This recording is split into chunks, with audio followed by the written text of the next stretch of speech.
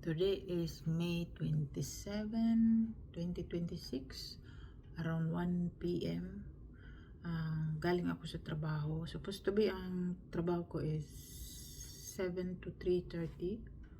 So, sumasakit yung shoulder ko hanggang dito. Namamanhid siya para nawawalan siya ng pakiramdam hanggang dito sa daliri.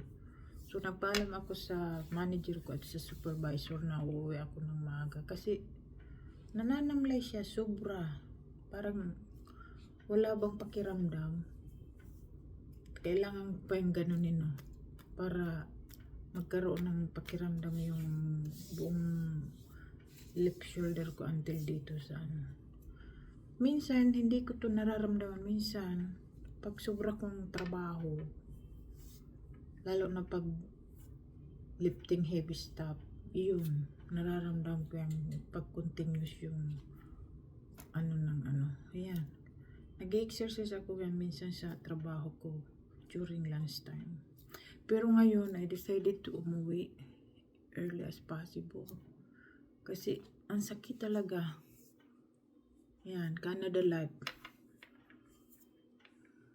Canada Life from work.